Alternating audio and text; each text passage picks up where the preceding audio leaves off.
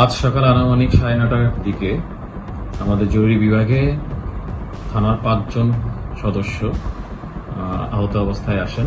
দেশে আইনশৃঙ্খলা পরিস্থিতির এক অদ্ভুত চিত্র সামনে এলো সাম্প্রতিক এক ঘটনায়। ফরিদপুরের চরভদ্রাসন উপজেলায় একজন আওয়ামী লীগ নেতাকে গ্রেপ্তার করতে গিয়ে উল্টো বিপাকে পড়েছে পুলিশই।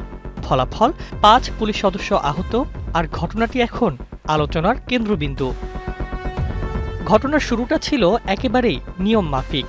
আইনশৃঙ্খলা বাহিনী অভিযানে যায় অভিযুক্ত নেতাকে গ্রেপ্তার করতে, কিন্তু ঘটনাস্থলে পৌঁছানোর পর পরিস্থিতি দ্রুত পাল্টে যায়। গ্রেপ্তার অভিযানের সময় বাধা, ধাক্কাধাক্কি ও সংঘর্ষের মুখে পড়ে পুলিশ। এক পর্যায়ে পরিস্থিতি এতটাই উত্তপ্ত হয়ে ওঠে যে পুলিশের 5 সদস্য আহত হন। নোভা এলইডি টিভি, ঝকঝকে ছবি, নিখুঁত শব্দ, 5 বছরের ওয়ারেন্টি। নোভা মানি সঠিক মান, নিশ্চিত সেবা। এখানে প্রশ্ন উঠছে, এটি কি কেবল একটি বিচ্ছিন্ন ঘটনা, নাকি ক্ষমতার প্রভাবের এক বাস্তব উদাহরণ? স্থানীয়দের মতে ঘটনাস্থলে এমন এক পরিবেশ তৈরি হয় যেখানে পুলিশই যেন অসহায় অবস্থায় পড়ে যায়। অভিযুক্ত ব্যক্তি ও তার অনুসারীদের উপস্থিতি পরিস্থিতিকে আরও জটিল করে তোলে। ফলে গ্রেপ্তার অভিযান কার্যত চ্যালেঞ্জের মুখে পড়ে। এই ঘটনাকে ঘিরে সামাজিক যোগাযোগ মাধ্যমেও চলছে তুমুল আলোচনা। অনেকেই ব্যঙ্গ করে বলছেন, আইন আছে, তবে সবার জন্য সমান নয়।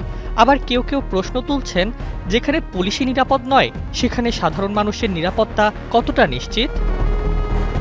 বিশ্লেষকদের মতে এ ধরনের ঘটনা আইন প্রয়োগের ক্ষেত্রে বড় ধরনের চ্যালেঞ্জের ইঙ্গিত দেয়। যখন রাজনৈতিক পরিচয় বা প্রভাব আইনের প্রয়োগে বাধা হয়ে দাঁড়ায়, তখন তা শুধু একটি ঘটনার মধ্যে সীমাবদ্ধ থাকে না, বরং পুরো ব্যবস্থার উপর আস্থার সংকট তৈরি করে।